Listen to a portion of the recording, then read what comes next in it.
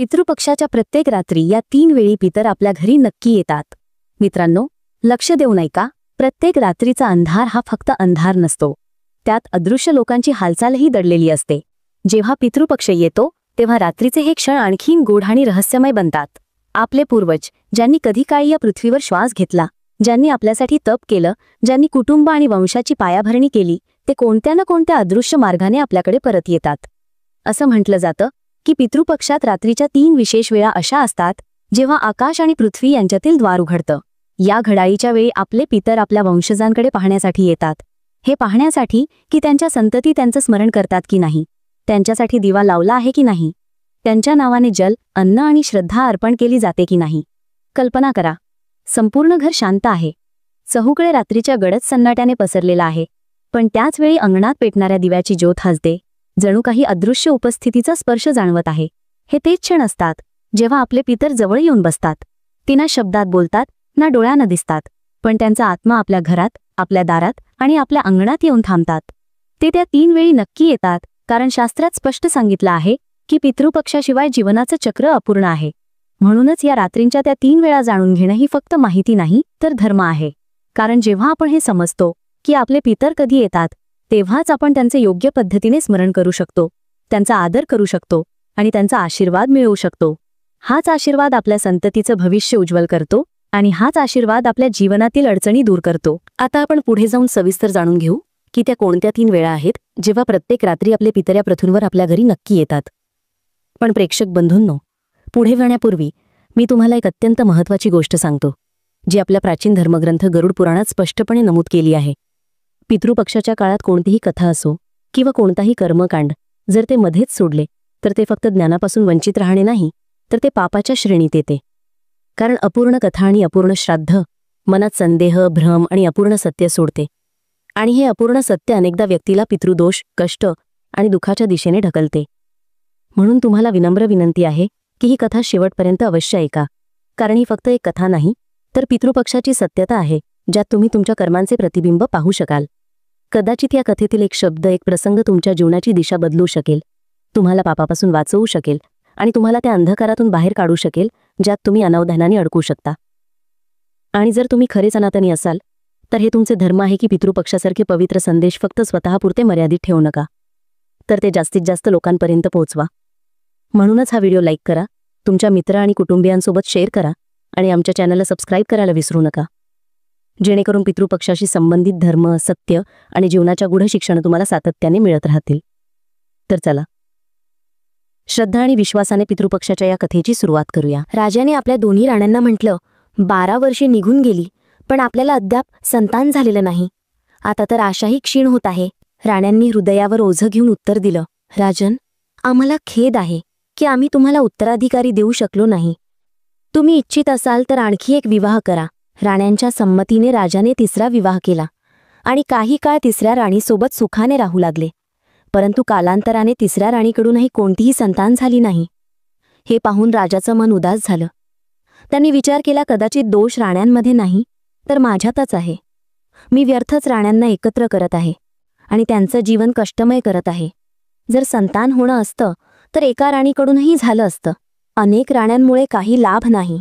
राजाने आपल्या हृदयात हेही स्मरण केलं की त्यांच्या मातेनं सांगितलं होतं, तुझा जन्मही संताच्या आशीर्वादाने झाला आहे। राजाला वाटलं, जर संत महात्म्याच्या कृपेने त्यांचा जन्म होऊ शकतो तर संतान प्राप्तीचा मार्गही तिथूनच निघेल। त्यांनी हेही मानलं की हा दोष फक्त त्यांचाच नाही तर त्यांच्या पूर्वजांचाही हाच अनुभव होता। शेवटी गहन चिंतनानंतर राजा चंद्रसेन वनाकडे निघाले। त्यांना माहीत होतं की त्यांच्या राज्यातील दाट वनात एक सिद्ध महात्मा कठोर तपस्या करत आहेत। ते महात्मा विरक्त आणि समाधीस्थ असत, क्वचितच ते समाधीतून बाहेर येत आणि काही वेळ लोकांना दर्शन देत, पुन्हा लीन होऊन महिनोन्महिने समाधीत राहत। राजाला माहीत होतं की अशा तपस्वी महात्म्याची भेट ही भाग्याची बाब आहे। राजाचं मन श्रद्धेने भरलं आणि ते त्यांच्या दर्शनासाठी पोहोचले। 3-4 तास धीराने प्रतीक्षा केल्यानंतर महात्म्याची समाधी तुटली। त्यांनी डोळे उघडले आणि समोर राजा चंद्रसेन यांना पाहिलं। महात्म्याने राजाला पाहिलं आणि विचारलं, महाराज, तुम्ही येथे कोणत्या उद्देशाने आला आहात? तुम्ही या वनात माझ्याकडे का आला आहात? तेव्हा राजाने महात्म्यांना आपली व्यथा सांगितली, गुरुदेव, मी 3 विवाह केले पण आजपर्यंत मला पुत्र झाला नाही। ही माझी सर्वात मोठी चिंता आहे. कृपा करा, जेणेकरून माझ्या महालातही संतानाचं सुख आणि आनंदाचा प्रकाश येईल. महात्म्यांनी शांत स्वरात उत्तर दिलं, राजन, तुमच्या भाग्यात पुत्रसुख लिहिलेलं नाही, पण तुम्ही राजा आहात. तुमच्या खांद्यावर संपूर्ण राज्याचा भार आहे. तुम्हाला उत्तराधिकारीची गरज आहे. ही फक्त तुमचीच समस्या नाही. अनेक राजांना हेच दुःख सहन करावं लागलंय.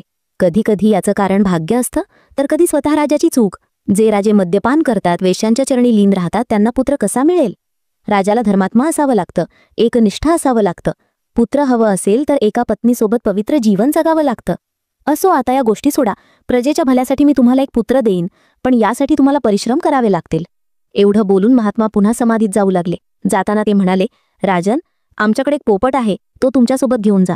हा पोपट साधारण नाही, हाच तुम्हाला मार्ग दाखवेल. याला श्रद्धेने सांभाळा, हाच तुम्हाला पुत्रप्राप्तीचा मार्ग सांगेल. एवढं बोलून महात्मा समाधीत लीन झाले. राजा चंद्रसेन यांनी तो पोपट घेतला आणि महालात परत आले. तो पोपट खरंच कोणता साधारण जीव नव्हता. महात्म्याच्या सेवेत राहून तो परम ज्ञानी झाला होता. काही दिवसांतच राजाला समजलं की हा पोपट दिव्य ज्ञानाने संपन्न आहे.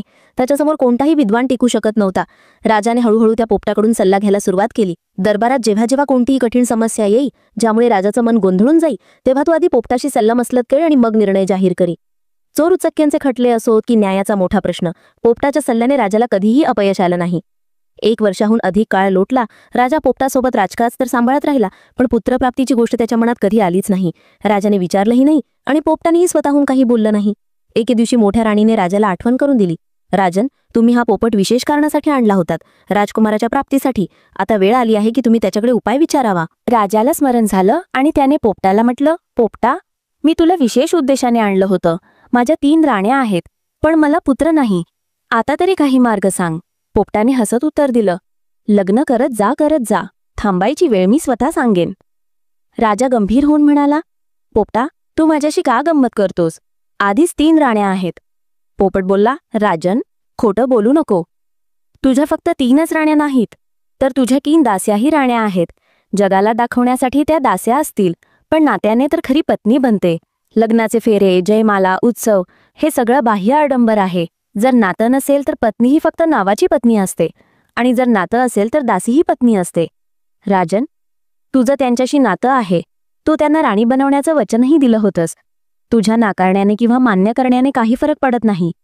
तुझ्या राण्यांची एकूण संख्या 6 आहे, आणि आता तुला आणखी एक विवाह करावा लागेल. 7व्या राणीच्या गर्भातूनच तुझ्या वंशाचा राजकुमार जन्मेल. राजा चंद्रसेन हे ऐकून स्तब्ध झाला. त्याला समजलं की महात्म्याचं बोलणं खरं होतं. महात्म्याने आधीच सांगितलं होतं की पोपटच तुझ्या मार्गदर्शन करेल. राजाने पोपटाचं म्हणणं मानलं.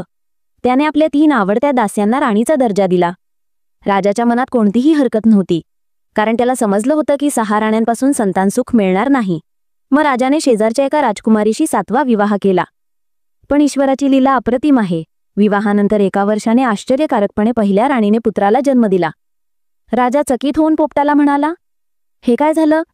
मी तर 7व्या राणीकडून संतानाची अपेक्षा केली होती, पण पुत्र तर पहिल्या राणीपासून जन्मला. पोपटाने शांतपणे उत्तर दिलं, महाराज, मी तुम्हाला कधीच फसवलं नाही. मी फक्त एवढंच सांगितलं होतं की संतान 7व्या राणीपासूनच होईल. ही गणना प्रभूंची आहे. ते ज्याला हवं त्या 7व्या बनवू शकतात. तुम्हाला याचं काय घ्यायचं की कोणत्या राणीने जन्म दिला? तुम्हाला संतान हवी होती आणि ती तुम्हाला मिळाली. राजा आनंदित होऊन आपल्या सर्व राण्यांना म्हणाला, आता तुमच्यापैकी कोणीही असं समजू नका की हा राजकुमार फक्त एकाच राणीचा आहे. हा राजकुमार सर्वांचा आहे. यात प्रत्येकाचा अंश आहे.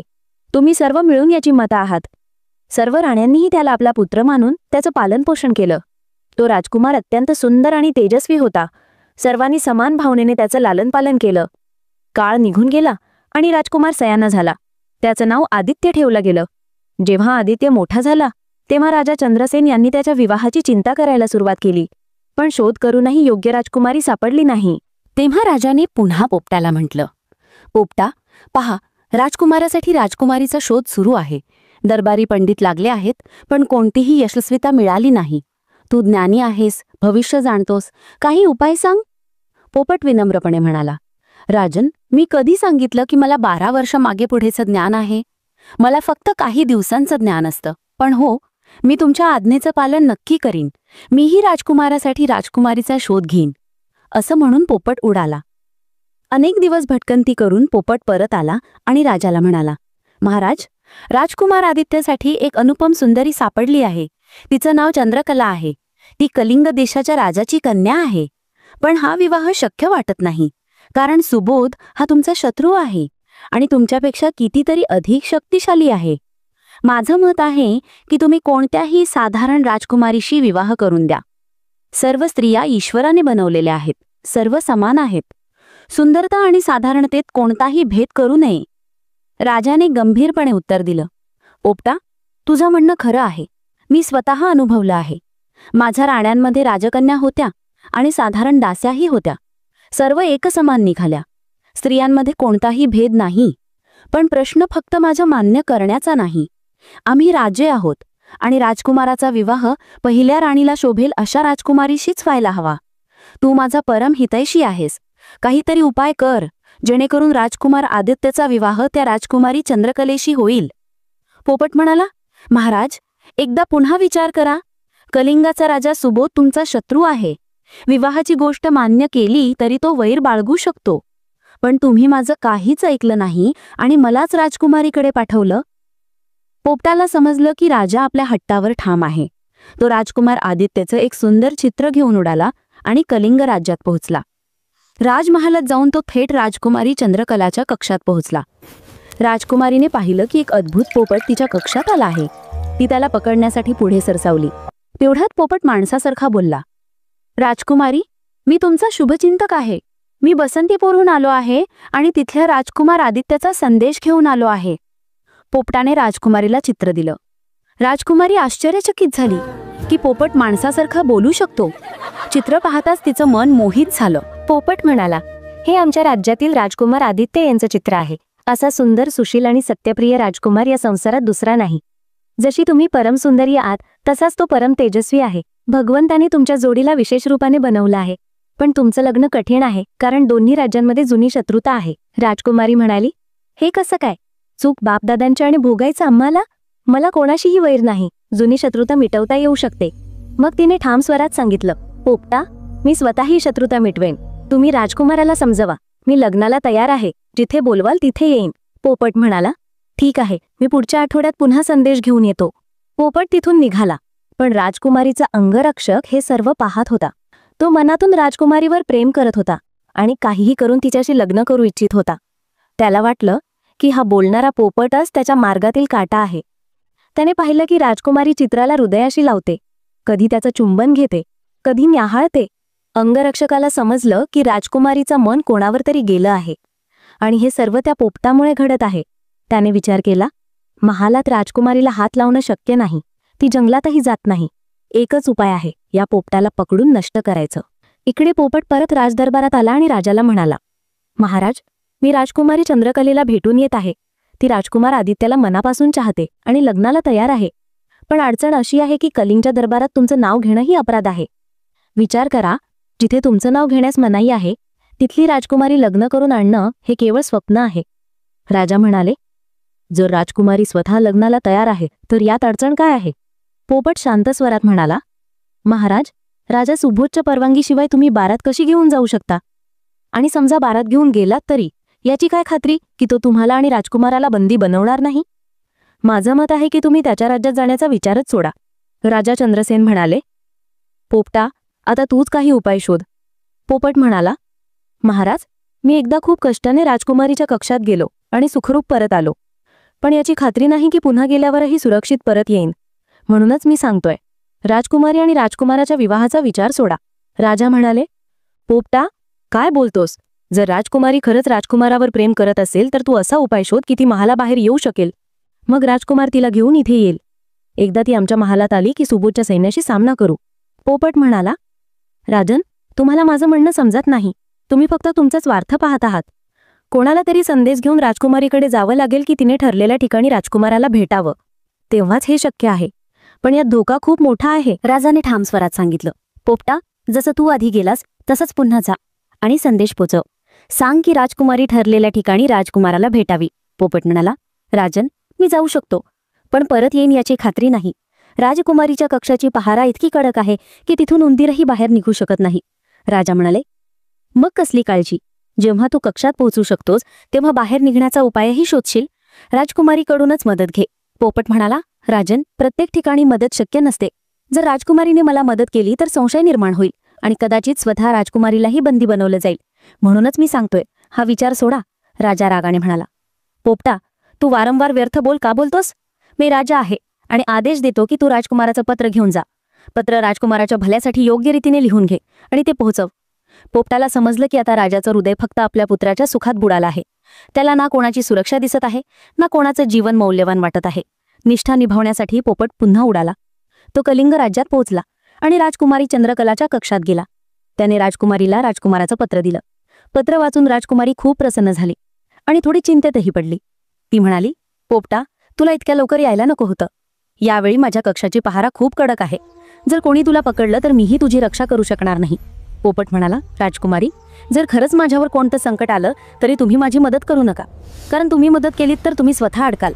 दोघे खोलीत हळूहळू बोलत होते, पण बाहेर तो अंगरक्षक, जो मनातून राजकुमारीवर प्रेम करत होता, तिच्या हालचालींवर सतत नजर ठेवून होता.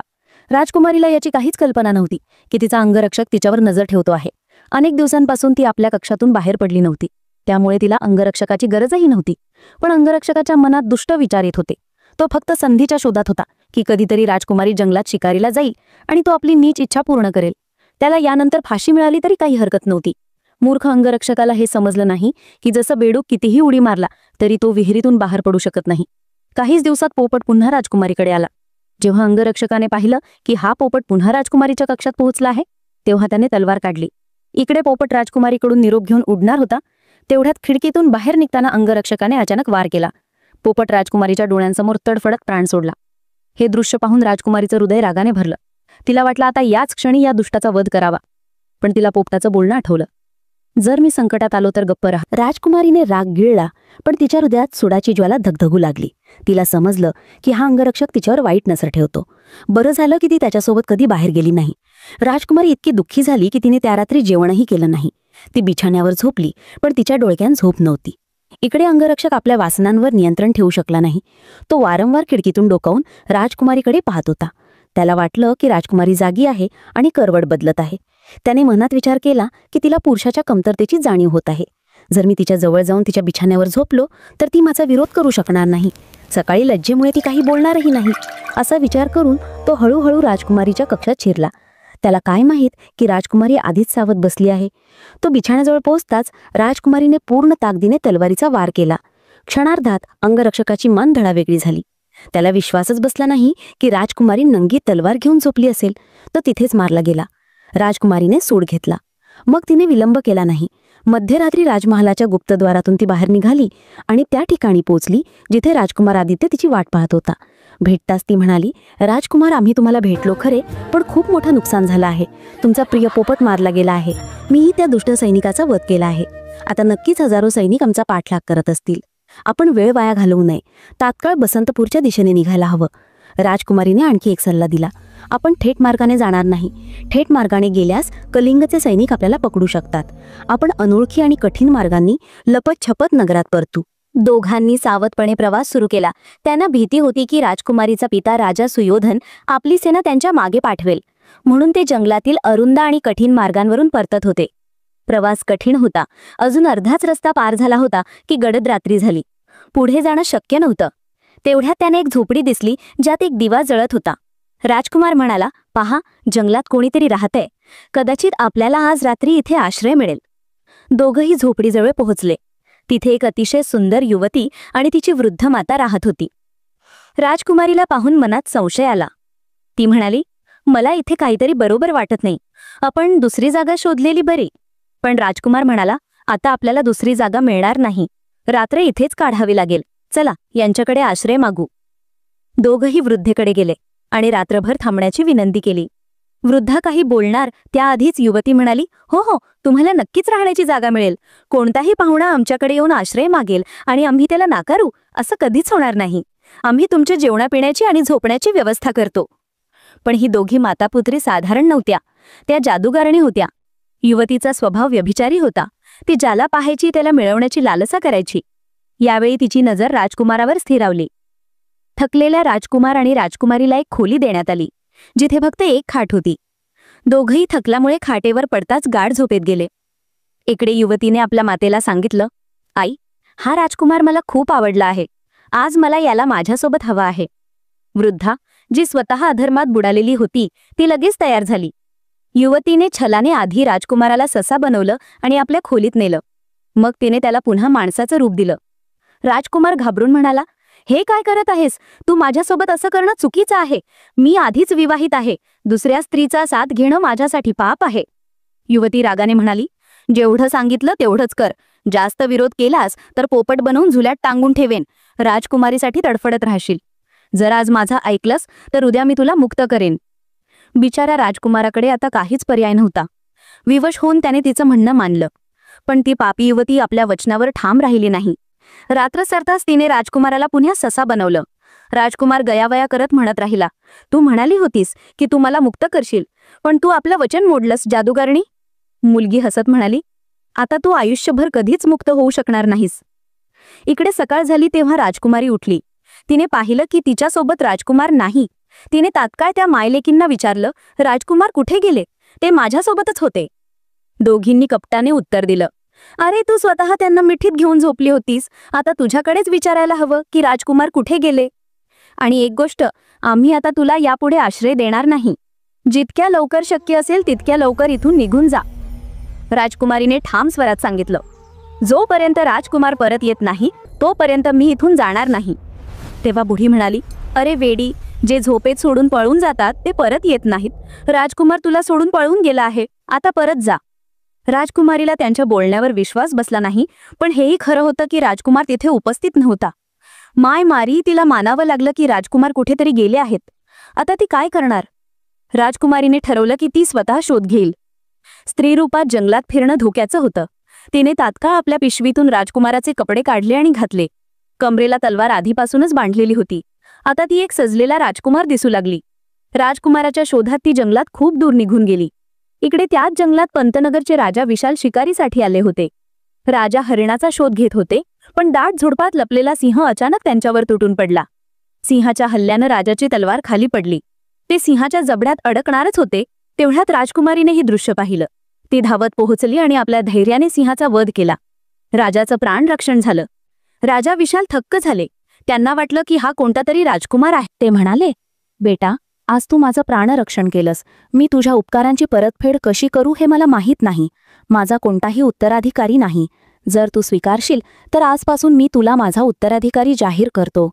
राजाला माहीत नव्हतं की त्यांच्यासमोर राजकुमारी आहे, राजकुमार नाही. राजकुमारीनं मनात विचार केला, बरं झालं की हा राजा मला राजकुमार समजतो आहे. जर मी याच्यासोबत गेले तर मला सुरक्षाही मिळेल आणि राजकुमाराचा शोधही घेता येईल. मला तर हे नक्की जाणून घ्यायचं आहे की आदित्याने मला झोपेत का सोडलं? तो कुठे संकटात तर नाही ना? तिला राजाचा प्रस्ताव स्वीकारला. राजा विशाल आपल्या महानात पोहोचले आणि राजकुमारीला राजकुमार म्हणून जाहीर केलं. आता ती पंतनगर राज्यात राहू लागली. पण तिच्या मनात बेचैनी कायम होती. राजकुमाराचा शोध घेण्याचा विचार प्रत्येक क्षणी तिच्या हृदयाला हादरवत होता. प्रेम कमी होण्याऐवजी अधिक गहिरं होत गेलं. रात्री झोप येत नसे आणि दिवसा शिकारीच्या बहाण्याने ती अनेकदा त्या ठिकाणी जायची जिथे ती मायलेकी राहत होत्या. तिला संशय होता की तिथेच काहीतरी रहस्य लपलं आहे, पण कोणताही ठोस पुरावा तिच्या हाती लागला नाही. इकडे राजा विशालांचे गुरु होते. ते वर्षातून एकदा दरबारात येत आणि जंगलात तपस्या करत. राजा त्यांचा विशेष सत्कार करायचा. पण यावेळी राजाला आपला मित्र सुबोध याच्याकडे कलिंगला जायचं होतं. जाताना त्याने राजकुमारीला, जी सर्वांना राजकुमार म्हणून दिसत होती, सांगितलं, गुरुदेव कधीही येऊ शकतात. त्यांच्या स्वागतात कोणतीही कमतरता घेऊ नकोस. एवढं बोलून राजा कलिंगला निघून गेला. राजा गेल्याच्या दुसऱ्याच दिवशी गुरुदेव दरबारात आले. जेव्हा त्यांना कळलं की राजा स्वतः उपस्थित नाही तेव्हा ते थोडे निराश झाले. त्यांनी विचार केला, राजाला तर माहीत होतं की मी दरवर्षी याच वेळी येतो, मग ते का गेले?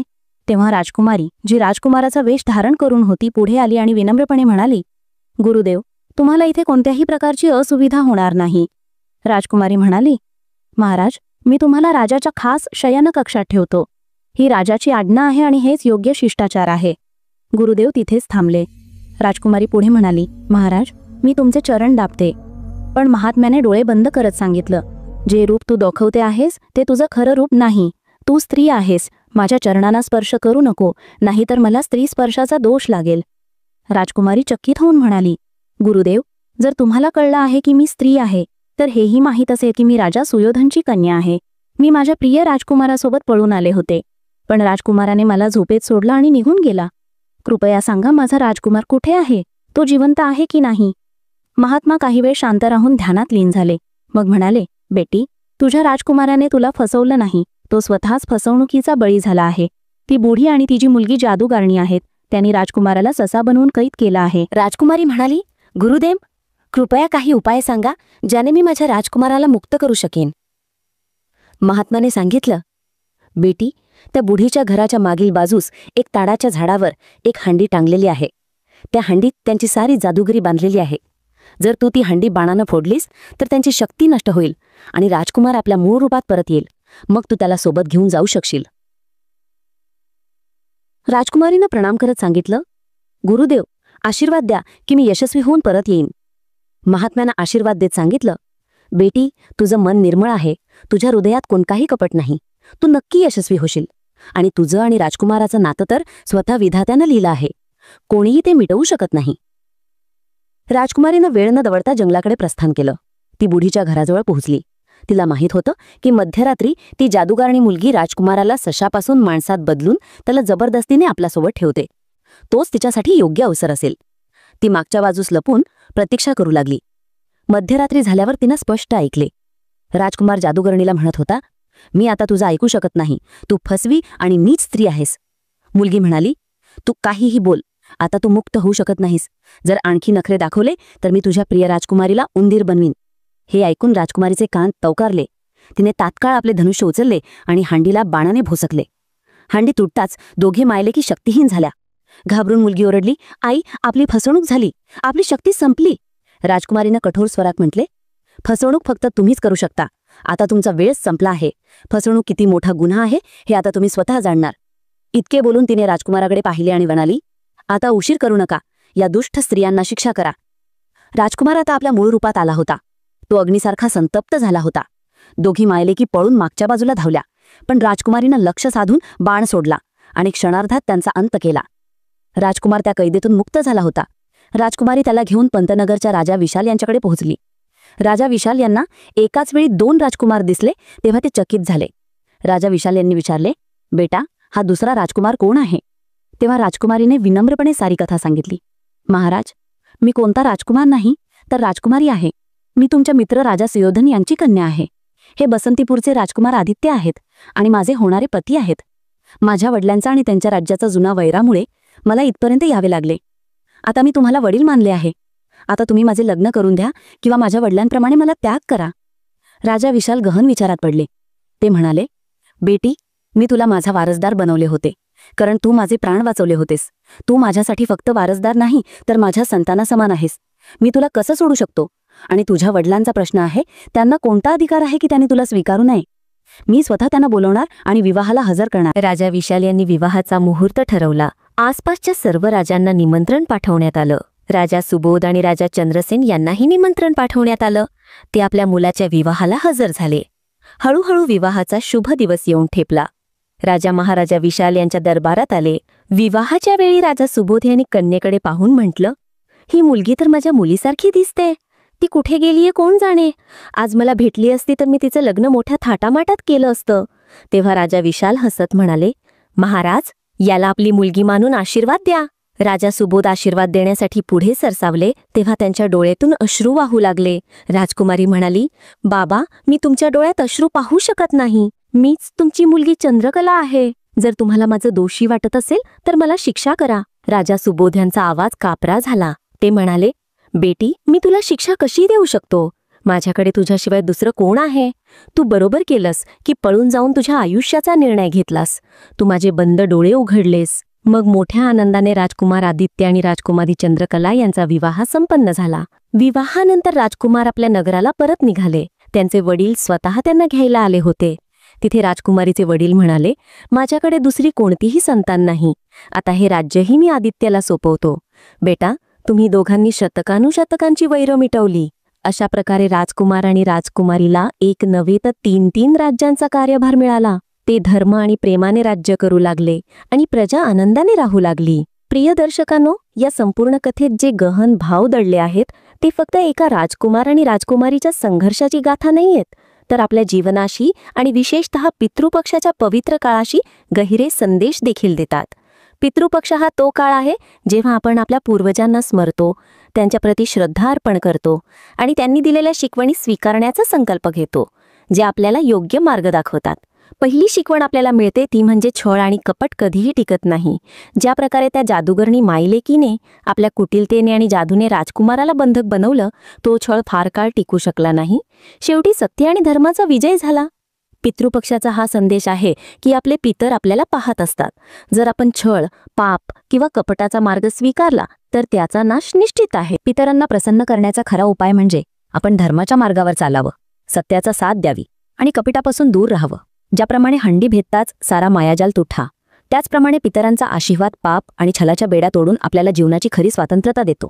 दुसरी शिकवण या कथेतून मिळते ती म्हणजे पूर्वजांनी दिलेल्या परंपरा आणि संस्कारच आपल्याला मोठ्यातील मोठ्या संकटातून बाहेर काढतात. जेव्हा राजकुमारीने स्त्रीरूप सोडून राजकुमाराचे रूप धारण केले आणि संकटांशी लढली, तेव्हा तिच्या अंतःकरणात तीच शक्ती जागृत झाली जी तिला पूर्वजांकडून मिळाली होती. पितृपक्षाचे महत्त्व हेच आहे की आपण आपल्या पूर्वजांच्या संस्कारांचे स्मरण करावे, त्यांचा आदर करावा आणि जीवनात धारण करावे. जर आपण त्यांचे स्मरण करत श्राद्ध, तर्पण आणि आहुती अर्पण केली तर ते आपल्या प्रत्येक संकटात रक्षक बनून उभे राहतील. राजकुमारीचे धैर्य त्या अदृश्य शक्तीचे प्रतीक आहे जी आपल्याला पितरांकडून मिळते. तिसरी आणि सर्वात महत्त्वाची शिकवण म्हणजे पितृपक्षात केवळ भोजन किंवा पिंडदान नव्हे, तर आपल्या कुटुंबाला आणि नात्यांना एकत्र आणण्याचा भाव हाच खरा तर्पण आहे. ज्याप्रमाणे राजकुमारी आणि राजकुमाराच्या मिलिनाने 3-3 राज्यांचे वैर संपले, त्याचप्रमाणे पितृपक्ष आपल्याला शिकवतो की पूर्वजांची आत्मा तेव्हाच तृप्त होते जेव्हा आपण आपल्या जीवनातील वैर आणि कलह मिटवून एकता आणि प्रेमाचा मार्ग स्वीकारतो. जर आपण आपल्या पितरांचे स्मरण करत कुटुंबात प्रेम, मोठ्यांचा आदर आणि लहान मोठ्यांमध्ये सौहार्द राखला तर हाच सर्वात मोठा श्राद्ध होईल. कारण पितरांना हेच हवे असते की त्यांची संतान परस्परांशी प्रेमाने राहावी, एकमेकांचा आधार बनावी आणि कोणालाही एकटे सोडू नये. म्हणून प्रिय दर्शकांनो, ही कथा केवळ मनोरंजन नाही तर आपल्यासाठी एक आरसा आहे. पितृपक्षाचा हा पवित्र काळ आपल्याला हेच सांगतो की धर्म आणि सत्य हीच सर्वात मोठी ताकद आहे. पूर्वजांचे संस्कार हीच सर्वात मोठी धरोहर आहे आणि नात्यांची एकता हाच सर्वात मोठा तर्पण आहे. जर आपण या 3 गोष्टी आपल्या जीवनात उतरवल्या तर आपले पितर प्रसन्न होतील आणि आपल्यावर त्यांचा आशीर्वाद कायम ठेवतील. दर्शक बंधूंनो, कथेचा खरा रस्ता आता पुढे दडला आहे. हे तर फक्त प्रारंभ होता, कारण आता आपण त्या प्राचीन रहस्यमयी प्रसंगांच्या दिशेने जात आहोत ज्यांना पितृपक्षाच्या पौराणिक कथा म्हटलं गेलं आहे. शास्त्रात स्पष्ट लिहिलं आहे की जो कोणी या कथा श्रद्धेने आणि एकाग्रतेने ऐकतो त्याचे पितर केवळ प्रसन्नच होत नाहीत, तर आयुष्यभर त्याचं रक्षणही करतात.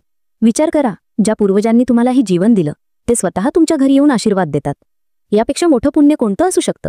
तर चला पुढच्या कथांचे दरवाजे उघडूया, कारण या कथांमध्ये असा सत्य दडला आहे जो तुमचं जीवन बदलू शकतो, तुमच्या पितरांना संतुष्ट करू शकतो आणि तुमच्या वंशाला समृद्धीने भरू शकतो. दर्शक बंधूंनो, पितृपक्षाच्या पहिल्या कथेचा संबंध एका अत्यंत अद्भुत आणि प्रेरणादायी प्रसंगाशी आहे जो आपल्याला हे समजावतो की पूर्वजांचं स्मरण आणि त्यांचं तर्पण का आवश्यक आहे. दर्शक बंधूंनो, असं म्हणतात की जेव्हा पितृपक्षाचा काळ येतो तेव्हा स्वर्गाचे दरवाजे उघडतात आणि आपले पितर ज्यांनी आपल्याला या संसारात आणलं ते आपल्या संतानांकडे मोठ्या आशेने पाहतात की आपली मुलं आपल्याला स्मरतील, आपल्याला अन्न आणि जल अर्पण करतील आणि आपल्याला आपल्या हृदयात स्थान देतील. पण जो या काळात आपल्या पितरांचं स्मरण करत नाही त्याला पितृदोषाचा सामना करावा लागतो. महाभारत आणि पुराणांमध्ये एक अद्भुत कथा येते. ही कथा आहे महान दानी कर्णाची. कर्णाला तुम्ही सर्वजण ओळखता. तो महाभारताचा वीर योद्धा होता, दानवीर म्हणून ओळखला जायचा.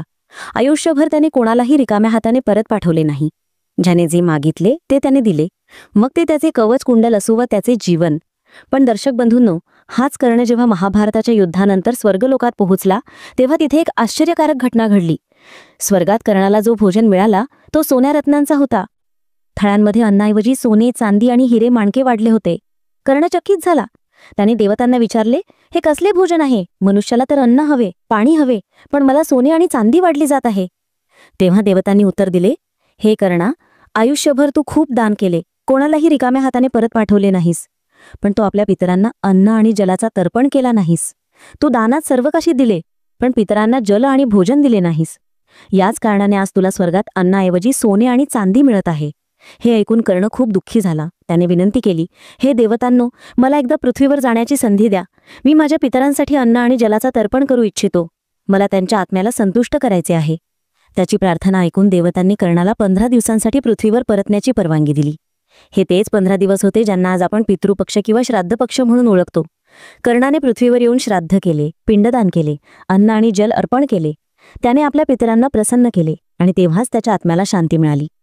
याच कारणाने पितृपक्षाचा प्रारंभ कर्णाच्या या कथेपासून मानला जातो.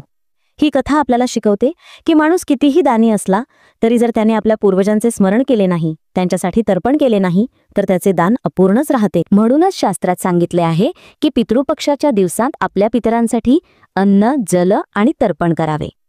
श्राद्धाशिवाय जीवन अपूर्ण आहे, कारण पितरांच्या आत्म्याच्या शांतीशिवाय वंशजाचे जीवनही अडथळ्याने भरलेले असते.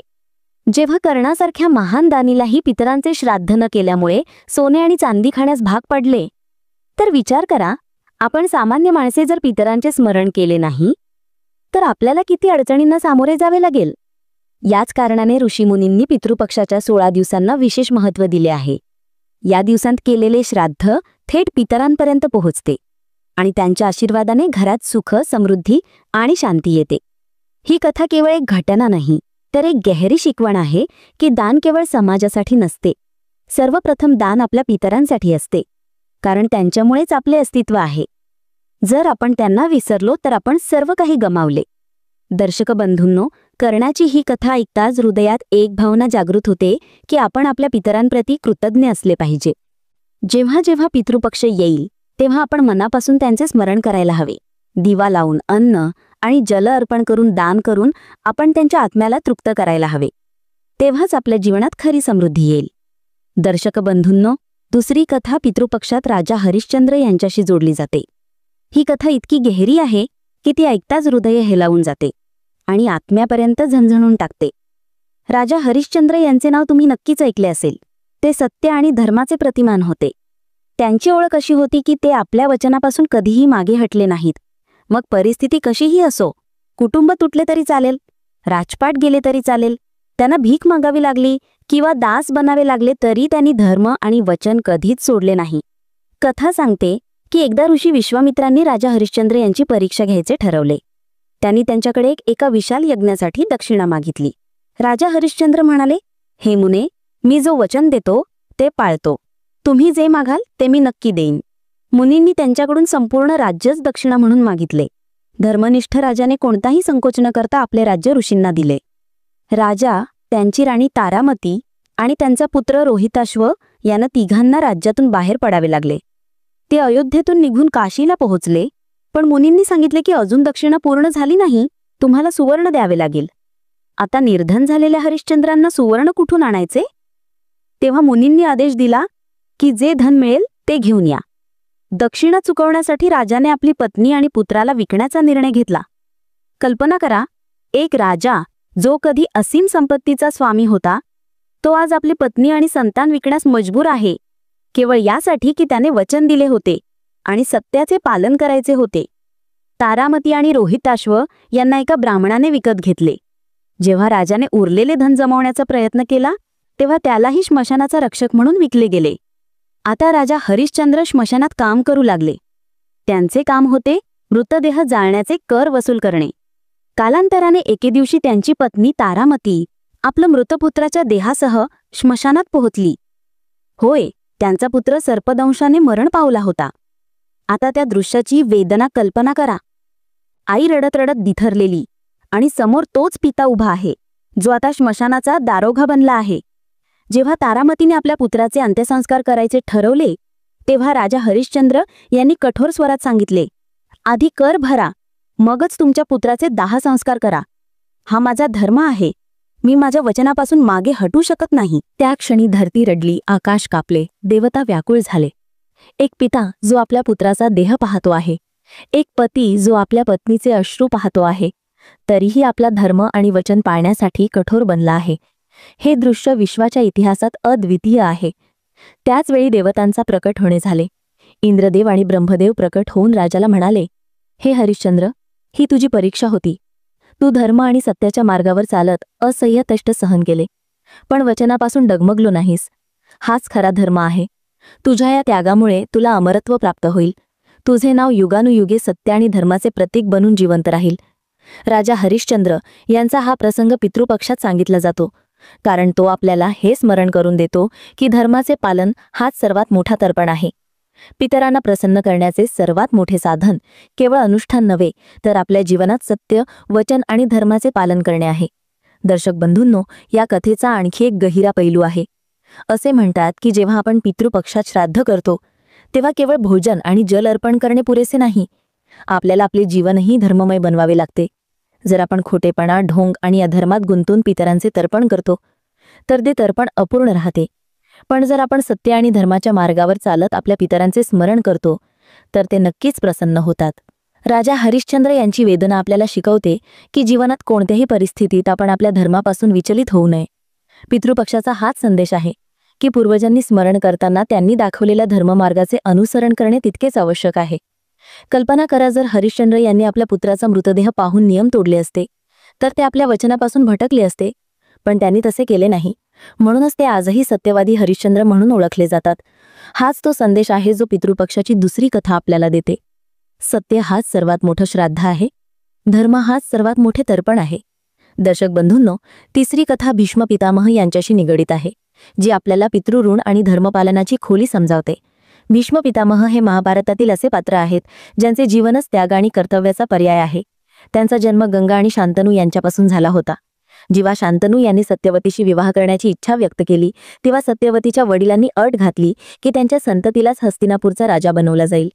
तेव्हा देवव्रत, जे पुढे भीष्म म्हणून ओळखले गेले, त्यांनी प्रतिज्ञा केली की ते आयुष्यभर विवाह करणार नाहीत आणि सिंहासनावर अधिकार सांगणार नाहीत. हीच ती भयंकर प्रतिज्ञा होती ज्याने त्यांना भीष्म बनवले. आता कल्पना करा, एका पुत्राने आपल्या वडिलांची इच्छा पूर्ण करण्यासाठी आपले संपूर्ण आयुष्य पणाला लावले. केवळ राजसिंहासनच नाही तर संतान सुखापासूनही वंचित राहिले. हाच होता त्यांचा पहिला त्याग, पितृऋण चुकवण्याचा एक अद्भुत दाखला. कथा सांगते की भीष्म पितामह यांनी आपले संपूर्ण आयुष्य धर्म आणि कर्तव्यात अर्पण केले. ते कुरुवंशाचे रक्षक बनले, हस्तिनापूरच्या युवराजांचे गुरु बनले आणि महाभारत युद्धापर्यंत जिवंत राहिले. त्यांनी बाणांच्या शय्येवर लेटून मृत्यूचे स्वागतही तेव्हाच केले जेव्हा उत्तरायणाचा काळ आला. हे वरदान त्यांना त्यांच्या प्रतिज्ञा आणि तपस्येमुळे मिळाले होते. पितृपक्षात भीष्म पितामह यांची कथा यासाठी ऐकली जाते कारण त्यांनी शिकवले की मातापिता आणि पूर्वजांचे ऋण हे आयुष्यापेक्षाही मोठे असते. त्यांच्यासमोर आपले सुख, आपले अधिकार आणि आपल्या इच्छांचा त्याग करावा लागतो. जेव्हा आपण आपल्या पूर्वजांना अर्पण करतो तेव्हा आपण हे लक्षात ठेवले पाहिजे की त्यांनीही आपल्यासाठी आपल्या आयुष्याचा बराचसा भाग त्यागला होता. भीष्म यांची ही कथा केवळ त्यागाची नाही तर धर्मपालनाचीही आहे. त्यांनी युद्धभूमीवरही धर्माचे पालन केले. जोपर्यंत त्यांच्यासमोर प्रतिज्ञा होती तोपर्यंत त्यांनी कौरवांच्या बाजूने युद्ध केले. पण जेव्हा अर्जुन आणि शिखंडी यांनी मिळून त्यांना पराभूत केले तेव्हाही त्यांनी आपले वचन पाळले. मृत्यूचा काळही त्यांनी स्वतः निवडला. ही अद्वितीय शक्ती तेव्हाच मिळते जेव्हा एखाद्याने आपले आयुष्य पूर्णपणे धर्माला समर्पित केलेले असते. दर्शक बंधूंनो, ही कथा आपल्याला हा संदेश देते की पितृपक्ष हा केवळ पिंडदान आणि श्राद्धाचा काळ नाही तर आपल्या आयुष्याचे आत्ममंथन करण्याचा काळ आहे. भीष्म पितामह यांच्याप्रमाणे आपणही विचार केला पाहिजे की आपण आपल्या पितरांचे तर्पण कसे चुकवू शकतो. ते केवळ अन्न आणि जलाने पूर्ण होत नाही तर आपल्या जीवनाची दिशा, आपले कर्म आणि आपले सत्य यांच्याने पूर्ण होते. कल्पना करा, जर भीष्म पितामह आपल्या प्रतिज्ञेपासून डगमगले असते तर आज त्यांचे नाव इतके पूजनीय असते का? त्यांना मृत्यूवर अधिकार मिळाला असता का? नाही. त्यांनी आपले आयुष्य वचन, त्याग आणि धर्माची मिसाल बनवले. याच कारणाने पितृपक्षात त्यांचे स्मरण करणे विशेष फलदायी मानले जाते. कथा असेही सांगते की जेव्हा भीष्म बाणांच्या शय्येवर पडले होते तेव्हा त्यांनी युधिष्ठिराला धर्मशास्त्राचा उपदेश दिला. हा उपदेश आजही शांती पर्व आणि अनुशासन पर्वात सुरक्षित आहे. पितृपक्षात हे स्मरण करणे की आपले पूर्वज आपल्याला धर्माचा मार्ग दाखवतात हा स्वतःच एक प्रकारचा तर्पण आहे. म्हणून पितृपक्षाची ही तिसरी कथा आपल्याला हे शिकवते की पितृऋण चुकवण्याचा अर्थ केवळ अनुष्ठान करणे नाही तर आपले आयुष्य त्यांनी दाखवलेल्या मार्गावर चालवणे आहे. भीष्म पितामह यांचा त्याग आपल्याला हे स्मरण करून देतो की पूर्वजांचा सन्मान तेव्हाच आहे जेव्हा आपण सत्य, वचन आणि धर्माच्या मार्गावर चालतो. दर्शक बंधूंनो, ही कथा इथे संपत नाही. आता आपण हेही जाणून घेणार आहोत की पितृपक्षाच्या प्रत्येक रात्री 3 खास वेळी पितर आपल्या घरी अवश्य येतात. दर्शक बंधूंनो, पितृपक्षाचा काळ जेव्हा येतो तेव्हा संपूर्ण वातावरण दिव्य आणि अद्भुत वाटू लागते. असे वाटते जणू आपले पूर्वज, आपले आजोबा, परदादा, माता, पिता स्वर्गातून उतरून आपल्या अंगणात बसले आहेत. धर्मग्रंथांमध्ये सांगितले आहे की पितृपक्षाच्या प्रत्येक रात्री काही विशेष क्षण असे असतात जेव्हा आपले पितर स्वतः आपल्या घरात येतात. ते केवळ आपण केलेल्या तर्पण, पिंडदान आणि श्राद्धाने प्रसन्न होत नाहीत तर ते हेही पाहतात की त्यांचे वंशज आज कसे आयुष्य जगत आहेत, धर्माचे पालन करत आहेत की नाही आणि आपल्या कुल आणि परंपरांचे स्मरण ठेवतात की नाही. असे सांगितले जाते की रात्रीचे हे 3 वेळा अत्यंत महत्त्वाचे असतात. पहिला वेळ तो असतो जेव्हा रात्र उतरू लागते आणि दिवे लावले जातात. त्यावेळी पितर आपल्या घराच्या अंगणात, उंबरठ्यावर आणि तुळशीजवळ येऊन उभे राहतात. ते पाहतात की घरात कोण कोण त्यांचं स्मरण करत आहे आणि कोण कोणत्या भावनेने दिवा लावून त्यांना नमस्कार करत आहे. म्हणून यावेळी दिवा अवश्य लावावा कारण हा प्रकाश पितरांसाठी आव्हानाचा संकेत बनतो. दुसरा वेळ आहे रात्रीच्या मध्याचा, जेव्हा सभोवताली गहन नीरव शांतता पसरते. लोक झोपतात, संसार शांतीत बुडून जाते आणि याच क्षणी पितर आपल्या वंशजांच्या स्वयंपाकघरात आणि पूजास्थानावर येतात. ते पाहतात की कुटुंबाचे आहार कसे आहे, वंशज सात्विक आहार घेत आहेत की पितरांच्या व्रताकडे दुर्लक्ष करत आहेत. हाच तो वेळ आहे जेव्हा पितर अदृश्य रूपाने आशीर्वाद देतात की कुटुंबाच्या स्वयंपाकघरात कधीही अन्नाचा तुटवडा होऊ नये. पण जर यावेळी दुर्लक्ष केले गेले, अशुद्ध आहार ठेवले गेले, तर पितर नाराजही होतात. तिसरा आणि सर्वात गहन वेळ आहे पहाटेपूर्वीचा, ज्याला ब्रह्ममुहूर्त असंही म्हणतात. यावेळी पितर घराच्या उंबरठ्यावर उभे राहून हा आशीर्वाद देतात की येणारा दिवस शुभ असावा. ते पाहतात की कोण लवकर उठून त्यांचे स्मरण करत आहे, कोण पहाटेची पूजा करत आहे आणि कोण आपल्या पितरांना अंजली अर्पण करत आहे. जर यावेळी वंशज श्रद्धेने त्यांचे नाव स्मरतील, जल अर्पण करतील किंवा पवित्रतेने त्यांचे ध्यान करतील, तर पितर अत्यंत प्रसन्न होऊन संपूर्ण कुटुंबाला सुख, समृद्धी आणि आरोग्याचं वरदान देतात. धर्मशास्त्रांमध्ये सांगितले आहे की या तिन्ही वेळांवर पितरांचे आगमन निश्चित असते. ते न सांगता येतात, न बोलता निघून जातात. पण त्यांच्या जाण्यानंतर घरात एक वेगळी शांती आणि ऊर्जा अनुभवली जाते. याच कारणाने पितृपक्षाच्या या दिवसात दीपदान, जलदान, तर्पण आणि सात्विकतेची विशेष काळजी घ्यावी. कारण जेव्हा पितर प्रसन्न होतात तेव्हा त्यांचा आशीर्वाद येणाऱ्या पिढ्यांपर्यंत सुरक्षित करतो. दर्शक बंधूंनो, हे जाणून घेणे अत्यंत आवश्यक आहे की पितर केवळ भोजन किंवा जलासाठी येत नाहीत. ते आपल्या वंशजांचं वर्तन, त्यांचे संस्कार आणि त्यांची भक्ती पाहण्यासाठी येतात. जर घरात धर्माचा सन्मान होत असेल, मातापित्यांचा आदर होत असेल आणि सात्विकतेचे पालन होत असेल, तर पितर मनापासून प्रसन्न होऊन परततात. पण जर त्यांना उपेक्षा दिसली तर ते नाराज होऊन असा दोष देतात ज्याला पितृदोष म्हणतात. आणि हा दोष अनेक पिढ्यांपर्यंत कष्ट देतो. म्हणूनच पितृपक्षाच्या प्रत्येक रात्रीचे हे 3 वेळ दिवा लावून, जल अर्पण करून आणि मनात आपल्या पितरांचे स्मरण करून आपण आपल्या पूर्वजांचे स्वागत केले पाहिजे. असे केल्याने ते केवळ प्रसन्नच नाहीत होत, तर आपल्या जीवनातील दुःख आणि दारिद्र्यही दूर करतात. हेच आपल्या सनातन धर्माचे आदेश आहेत आणि हेच आपल्या पूर्वजांप्रती खरे कर्तव्य आहे. दर्शक बंधूंनो, म्हणूनच पितृपक्षाच्या प्रत्येक रात्रीचे हे 3 वेळ केवळ सामान्य क्षण नाहीत, तर आपल्या पूर्वजांचे घरात येण्याचे पवित्र अवसर आहेत. जर आपण या क्षणांना श्रद्धेने पाळले, दिवा लावला, जल अर्पण केले आणि मनापासून आपल्या पितरांचे स्मरण केले, तर ते आपल्याला आशीर्वाद देऊन परततात. त्यांचा आशीर्वाद आपले जीवन सुख, समृद्धी आणि शांतीने भरून टाकतो. तुम्हीही या पवित्र दिवसांत आपल्या पितरांचे स्मरण करा, त्यांचा आशीर्वाद घ्या आणि आपले जीवन धर्म आणि पुण्याने उजळून टाका.